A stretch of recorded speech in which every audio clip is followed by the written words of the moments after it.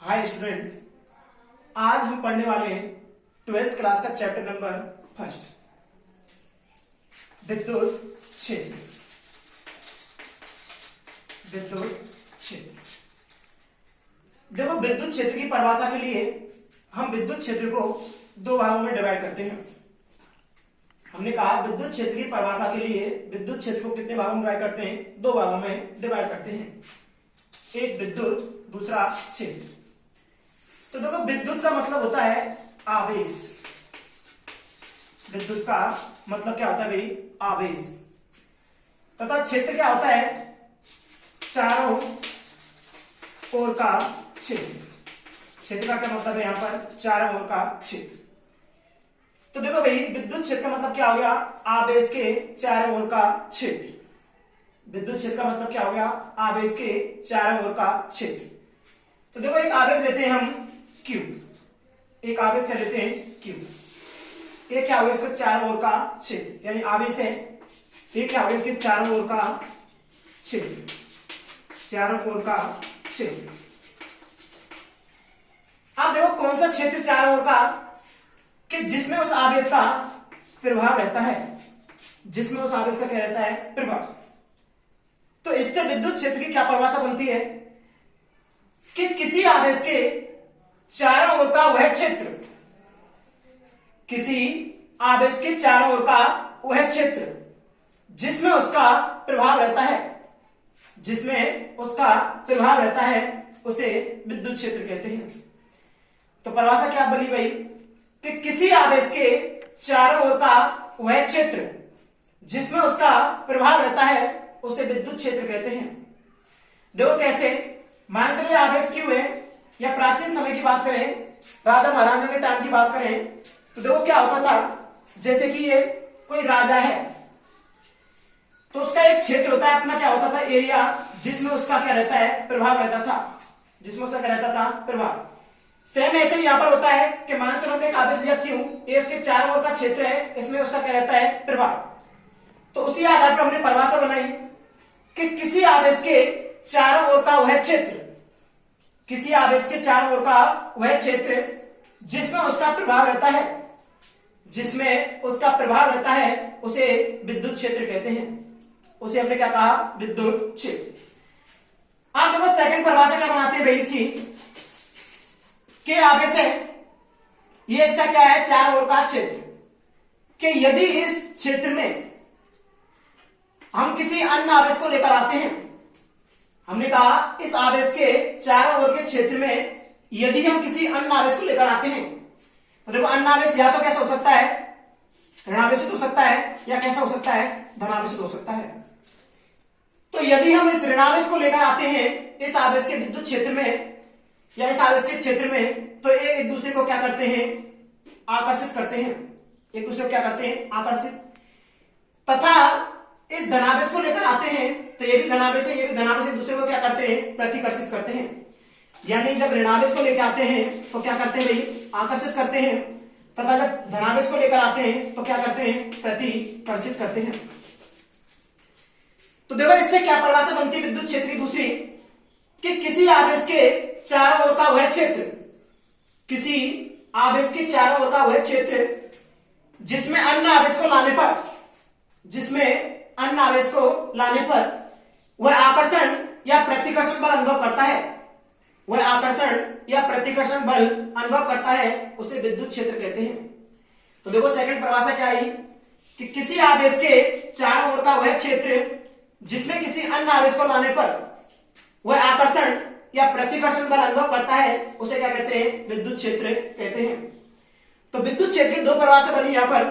Number एक परिभाषा बताई हमने कि किसी आवेश के चारों ओर का वह क्षेत्र जिसमें उसका प्रभाव रहता है, किसी आवेश के चारों ओर का वह क्षेत्र जिसमें उसका प्रभाव रहता है, उसे क्या कहते हैं? विद्युत क्षेत्र। सेकंड परिभाषा बनाई हमने भाई कि किसी आवेश के चारों ओर का वह क्षेत्र जिसमें किसी अन्य आवेश को लाने पर, जिसमें किसी अन्य आवेश को लाने पर वह आकर्षण या प्रतिकर्षण बल अनुभव करता है, उसे विद्युत क्षेत्र कहते हैं। उसे क्या कहते हैं हम? विद्युत क्षेत्र। तो विद्युत क्षेत्र। अब पढ़ते हैं इसके विद्युत क्षेत्र के प्रकार। इसके बाद क्या पढ़ते हैं भाई? विद्युत क्षेत्र के प्रकार। विद्युत क्षेत्र के प्रकार। अब देखो यदि हम राजस्थान बोर्ड के सिलेबस के अकॉर्डिंग बात करते हैं तो विद्युत क्षेत्र दो प्रकार का होता है। राजस्थान बोर्ड के सिलेबस के अकॉर्डिंग हमें विद्युत क्षेत्र कितने प्रकार पढ़ने हैं? दो। जबकि विद्युत क्षेत्र कितने प्रकार का होता है? चार। विद्युत क्षेत्र कितने प्रकार का होता है? चार। तो हम चारों डिस्कस कर लेते हैं यहां पर कि चार विद्युत क्षेत्र कौन कौन से प्रकार होते हैं। तो देखो नंबर एक विद्युत क्षेत्र होता है भाई समरूप विद्युत क्षेत्र। समरूप विद्युत क्षेत्र नंबर एक विद्युत क्षेत्र है समरूप विद्युत क्षेत्र। आप देखो भाई समरूप विद्युत क्षेत्र क्या होता है? देखो नाम से दिख रहा है समरूप। समरूप का मतलब क्या होता है? एक समान। समरूप का मतलब क्या होता है? एक समान। आप कह रहा है विद्युत क्षेत्र, यानी ऐसा विद्युत क्षेत्र जो कैसा होगा? एक समान। इसका मतलब क्या भाई कि देखो हम क्या करते हैं, समरूप विद्युत क्षेत्र को समांतर रेखाओं के द्वारा व्यक्त करते हैं। विद्युत क्षेत्र को किससे व्यक्त करते हैं? समांतर रेखाओं के द्वारा। तो देखो हम इधर प्लस लेते हैं, इधर क्या लेते हैं भाई? माइनस। और हम जानते हैं विद्युत क्षेत्र की दिशा प्लस से कहां होती है? माइनस की ओर होती है। विद्युत क्षेत्र की दिशा कहां होती है? प्लस से माइनस की। तो हमने विद्युत क्षेत्र की दिशा दिखा दी अपने किधर? प्लस से माइनस की ओर। हमने कहा समरूप विद्युत क्षेत्र को किससे व्यक्त करते हैं? समांतर रेखाओं के द्वारा व्यक्त करते हैं। तो समांतर रेखाओं के द्वारा हमने किसको प्रदर्शित कर दिया? समरूप विद्युत क्षेत्र को। मान चलो हम यहां पर बिंदु लेते हैं, यहां बिंदु लिया ए, यहां बिंदु बी, यहां पर बिंदु क्या लिया? सी। तो हम देखते हैं कि इसके प्रत्येक बिंदु पर विद्युत क्षेत्र के मान में दिशा, विद्युत क्षेत्र के मान में दिशा कैसे होते हैं? एक समान होते हैं। तो देखो परिभाषा क्या होगी भाई इसकी कि ऐसा विद्युत क्षेत्र जिसके प्रत्येक बिंदु पर विद्युत क्षेत्र का मान एक समान होता है उसे समरूप विद्युत क्षेत्र कहते हैं। यानी ऐसा विद्युत क्षेत्र जिसके प्रत्येक बिंदु पर विद्युत क्षेत्र का मान एक समान होता है उसे समरूप विद्युत क्षेत्र कहते हैं। इसका मतलब क्या है कि बिंदु ए पर विद्युत क्षेत्र ई ए इक्वल टू कितना होगा? बिंदु बी पर विद्युत क्षेत्र ई बी और बिंदु सी पर विद्युत क्षेत्र कितना होगा? ई सी। इसका मतलब E A equal to E B equal to कितना होगा? ई सी। तो इसे दिख रहा है हमें कि प्रत्येक बिंदु पर विद्युत क्षेत्र का मान कैसा है? मान व दिशा कैसे है? समान है। इसलिए क्या कहते हैं? समरूप विद्युत क्षेत्र। यानी समरूप विद्युत क्षेत्र की परिभाषा क्या है भाई कि ऐसा विद्युत क्षेत्र जिसके प्रत्येक बिंदु पर विद्युत क्षेत्र का मान समान होता है उसे क्या कहते हैं? हम समरूप विद्युत क्षेत्र कहते हैं। अब देखो सेकंड विद्युत क्षेत्र पढ़ते हैं हम। सेकंड कौन सा होता है? असमरूप विद्युत क्षेत्र। असमरूप विद्युत क्षेत्र। असमरूप विद्युत क्षेत्र। अब देखो इसमें शब्द से दिख रहा है असमरूप। असमरूप का मतलब क्या होगा? असमान, यानी कि समान नहीं होगा। क्या नहीं होगा? समान नहीं होगा। ऐसे देखो हम क्या कहते हैं भाई कि असमरूप विद्युत क्षेत्र है। क्या है? असमरूप विद्युत क्षेत्र। इसको वक्रीय रेखाओं के द्वारा व्यक्त किया जाता है। असमरूप विद्युत क्षेत्र को किसके द्वारा व्यक्त किया जाता है भाई? वक्रीय रेखाओं के द्वारा व्यक्त किया जाता है। हमने कहा कि असमरूप विद्युत क्षेत्र को किससे व्यक्त करते हैं? वक्रीय रेखाओं से। वो इधर प्लस, इधर क्या लेते हैं भाई? माइनस। दिशा दिखा दी हमने प्लस से किधर? माइनस की ओर। आप देखते हैं जैसे यहां पर बिंदु लेते हैं, यहां पर बिंदु लिया ए, यहां बिंदु लिया बी, यहां बिंदु क्या लेते हैं? सी। तो हम देखते हैं प्रत्येक बिंदु पर विद्युत क्षेत्र के मान और दिशा कैसे अलग अलग है। इसका मतलब समान नहीं है। यानी कहने का मतलब क्या है? E A naught equal to कितना होगा? E B naught equal to कितना होगा? ई सी। यानी प्रत्येक बिंदु पर विद्युत क्षेत्र के मान में दिशा कैसे नहीं है? समान नहीं है, बराबर नहीं है। तो उसे क्या कहेंगे? असमरूप विद्युत क्षेत्र। तो देखो परिभाषा कैसे लिखते हैं भाई कि ऐसा विद्युत क्षेत्र जिसके प्रत्येक बिंदु पर विद्युत क्षेत्र का मान समान नहीं होता है, अर्थात बराबर नहीं होता है, उसे हम असमरूप विद्युत क्षेत्र कहते हैं। ऐसा विद्युत क्षेत्र जिसके प्रत्येक बिंदु पर विद्युत क्षेत्र का मान समान नहीं होता है उसे असमरूप विद्युत क्षेत्र कहते हैं। ये हमारे दो विद्युत क्षेत्र के प्रकार हो गए राजस्थान बोर्ड के सिलेबस के अकॉर्डिंग। अब देखते हैं हम कि दो और कौन से प्रकार होते हैं विद्युत क्षेत्र के। तो देखो थर्ड होता है परिवर्ती विद्युत क्षेत्र। परिवर्ती विद्युत क्षेत्र। अब देखो परिवर्ती विद्युत क्षेत्र थर्ड, इसको देखते हैं। अब देखो शब्द देखते हैं परिवर्ती। परिवर्ती का मतलब क्या होता है? परिवर्तनशील। कैसा होता है? परिवर्तनशील। इसका मतलब क्या होगा कि ऐसा विद्युत क्षेत्र होगा जिसके मान व दिशा, ऐसा विद्युत क्षेत्र जिसके मान व दिशा समय के साथ निरंतर परिवर्तित होते हैं। यानी क्या होते हैं भाई? परिवर्तित दिख रहा है, मतलब क्या होगा? परिवर्तित होंगे। क्या क्या चीज परिवर्तित होंगे? विद्युत क्षेत्र के मान और दिशा। तो हमने कहा ऐसा विद्युत क्षेत्र जिसके मान व दिशा, ऐसा विद्युत क्षेत्र जिसके मान व दिशा समय के साथ निरंतर परिवर्तित होते हैं, उसे हम क्या कहते हैं? परिवर्ती विद्युत क्षेत्र कहते हैं। तो देखो इसका ग्राफिक निरूपण करते हुए इधर लेते हैं हम एक्स एक्सिस पर समय t, इधर वाई एक्सिस पर लेते हैं हम क्या? विद्युत क्षेत्र की तीव्रता, या विद्युत क्षेत्र क्या लेते हैं? E। क्या लेते हैं? विद्युत क्षेत्र E। हमने कहा कि ऐसा विद्युत क्षेत्र होता है जिसके मान व दिशा समय के साथ निरंतर क्या होते हैं? परिवर्तित होते हैं, उसे क्या कहते हैं? विद्युत क्षेत्र। तो देखो निरंतर परिवर्तित के लिए क्या बनाते हैं भाई? एक परिवर्ती ये बना। तो देखते हैं भाई इसके प्रत्येक समय पर इसके मान व दिशा कैसे होते हैं? अलग अलग होते हैं। तो उसे क्या कह देंगे? परिवर्ती विद्युत क्षेत्र। तो देखो परिवर्ती विद्युत क्षेत्र की परिभाषा क्या बनी? क्या लिखते हैं भाई हम? कि ऐसा विद्युत क्षेत्र जिसके मान व दिशा, ऐसा विद्युत क्षेत्र जिसके मान व दिशा समय के साथ निरंतर परिवर्तित होते हैं, निरंतर परिवर्तित होते हैं, उसे क्या कहते हैं? परिवर्ती विद्युत क्षेत्र कहते हैं। अब देखो लास्ट है अपने पास अपना भाई अपरिवर्ती विद्युत क्षेत्र, अपरिवर्ती विद्युत क्षेत्र, अपरिवर्ती विद्युत क्षेत्र। अब देखो अपरिवर्ती विद्युत क्षेत्र है, आगे भाई ए लग गया, इसका मतलब क्या हुआ? इसका मान व दिशा परिवर्तित नहीं होंगे समय के साथ। तो देखो मान व दिशा समय के साथ परिवर्तित नहीं होंगे, तो इसके लिए क्या करते हैं? इधर वही हम क्या लेते हैं? विद्युत क्षेत्र की तीव्रता ई लेते हैं, ये मूल बिंदु लेते हैं, यहां के लेते हैं समय टी। अब इसके मान व दिशा समय के साथ परिवर्तित नहीं होते, क्या खींचते हैं? सीधी रेखा। तो देखते हैं प्रत्येक क्षण पर या प्रत्येक समय पर इस विद्युत क्षेत्र के मान व दिशा कैसे भाई? समान है, यानी परिवर्तित नहीं हो रहे। तो परिभाषा क्या लिखते हैं भाई? कि ऐसा विद्युत क्षेत्र, ऐसा विद्युत क्षेत्र जिसके मान व दिशा, ऐसा विद्युत क्षेत्र जिसके मान व दिशा समय के साथ परिवर्तित नहीं होते हैं, ऐसा विद्युत क्षेत्र जिसके मान व दिशा समय के साथ परिवर्तित नहीं होते हैं, उसे क्या कहते हैं? हम अपरिवर्ती विद्युत क्षेत्र कहते हैं। तो देखो हमने विद्युत क्षेत्र के 4 प्रकार पढ़े। नंबर 1 था समरूप विद्युत क्षेत्र। तो देखो समरूप विद्युत क्षेत्र नाम से दिख रहा है समरूप। समरूप का मतलब होता है एक समान। समरूप का मतलब क्या होता है? एक समान। यानी ऐसा विद्युत क्षेत्र हुआ जिसके मान व दिशा कैसे होंगे? एक समान। तो देखो हमने बताया कि समरूप विद्युत क्षेत्र को समांतर रेखाओं के द्वारा व्यक्त करते हैं। तो प्लस से माइनस की ओर विद्युत क्षेत्र की दिशा दिखाई हमने, जिसे बिंदु लिए हमने, इसको समांतर रेखाओं के द्वारा व्यक्त किया।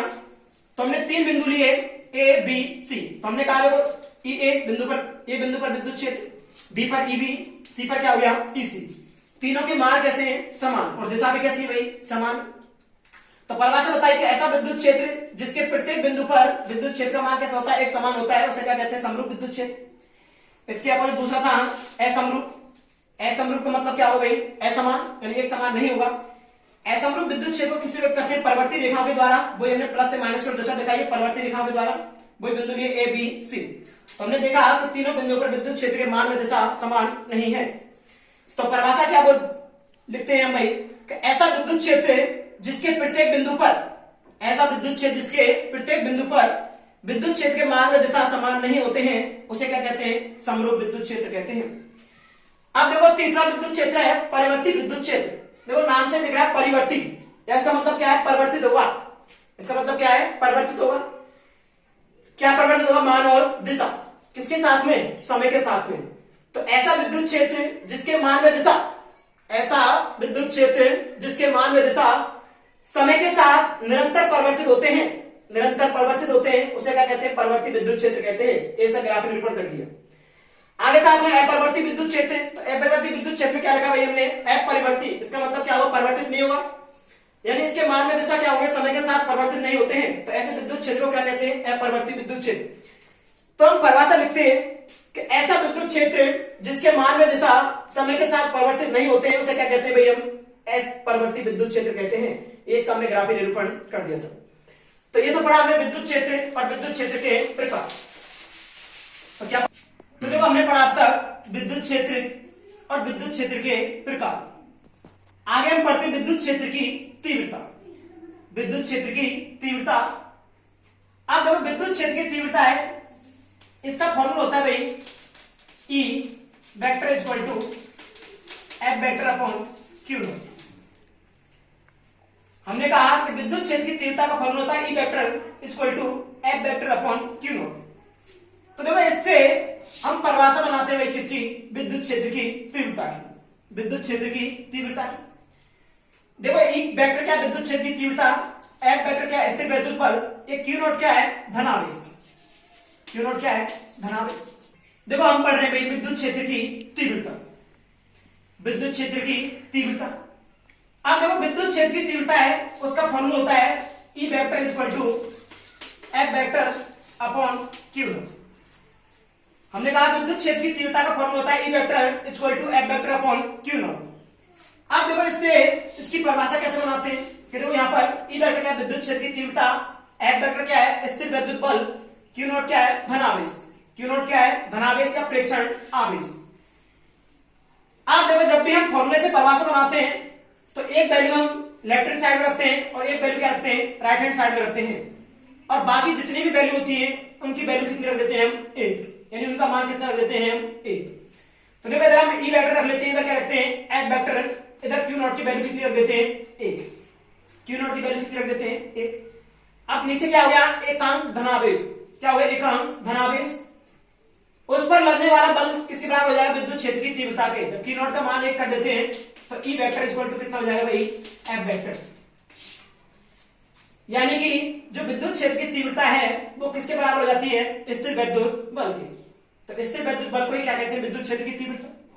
तो देखो परिभाषा कैसे लिखते हैं भाई, कि जब किसी विद्युत क्षेत्र में या किसी विद्युत क्षेत्र में एकांक धनावेश पर, किसी विद्युत क्षेत्र में एकांक धनावेश पर लगने वाले स्थिर वैद्युत बल को, लगने वाले स्थिर वैद्युत बल को विद्युत क्षेत्र की तीव्रता कहते हैं। यानी विद्युत क्षेत्र में, किसी विद्युत क्षेत्र में एकांक धनावेश पर, एकांक धनावेश पर लगने वाले स्थिर वैद्युत बल को, लगने वाले स्थिर वैद्युत बल को विद्युत क्षेत्र की तीव्रता कहते हैं। तो हमने परिभाषा लिखना है कि किसी विद्युत क्षेत्र में एकांक धनावेश पर लगने वाले स्थिर वैद्युत बल को विद्युत क्षेत्र की तीव्रता कहते हैं। तो ये विद्युत क्षेत्र की तीव्रता की परिभाषा हो जाती है कि किसी विद्युत क्षेत्र में एकांक धनावेश पर लगने वाले स्थिर वैद्युत बल को विद्युत क्षेत्र की तीव्रता कहते हैं।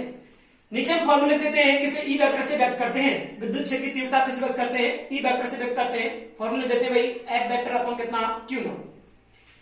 अब देखो विद्युत क्षेत्र की तीव्रता एक कैसी राशि है, सदिश राशि है। विद्युत क्षेत्र की तीव्रता एक कैसी राशि है, सदिश राशि है। विद्युत क्षेत्र की तीव्रता हमने कहा कैसी राशि है, सदिश राशि, इसलिए किसी व्यक्ति हमने E वेक्टर से।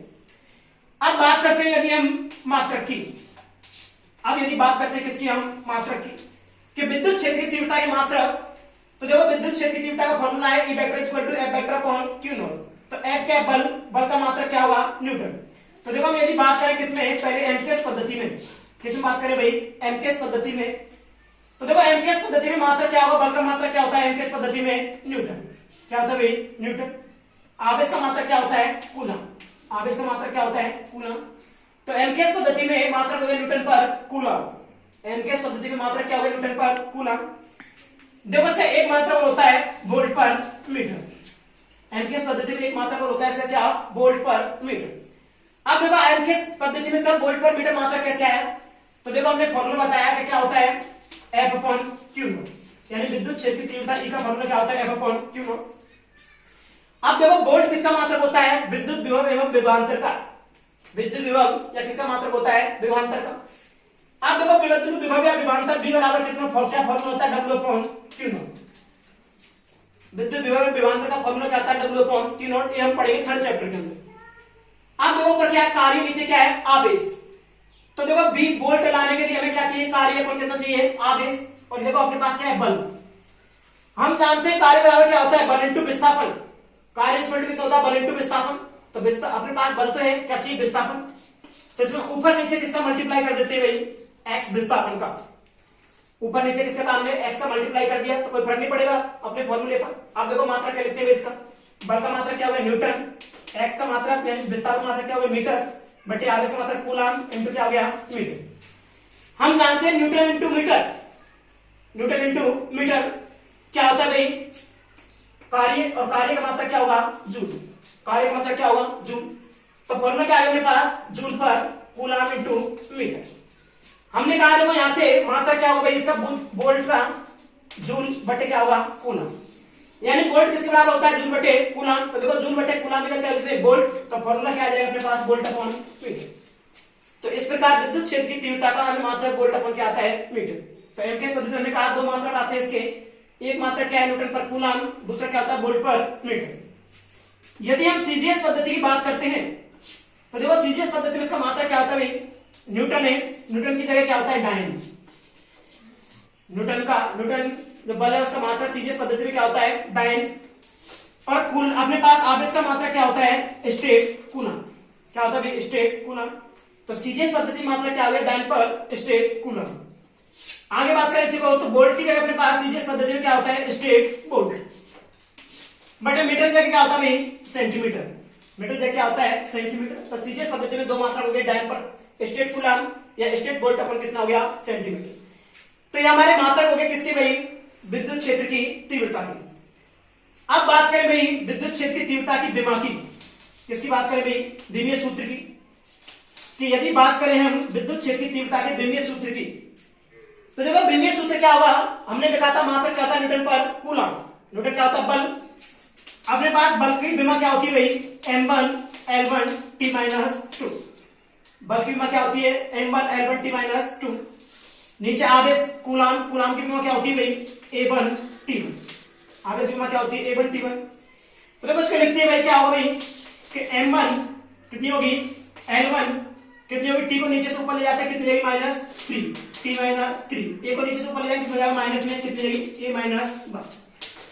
तो विद्युत क्षेत्र की तीव्रता की विमा क्या हो जाती है भैया वहां पर m1 L1 T-3 A-1, m1 L1 T-3 A-1। अब देखो इसको याद करने का तरीका भी होता है कि इसको यदि हम देखो कि विमा लिखते हैं, विमा को अधिकांशतः हम किसके रूप में लिखते हैं MLT के रूप में लिखते हैं, किसके रूप में लिखते हैं MLT के रूप में। उसके बाद में जो भी अपने पास मूल राशि आती है उनको लिखते हैं, जैसे कि अपने पास विद्युत धारा आ रही है इसमें क्या लिखते हैं एम्पियर।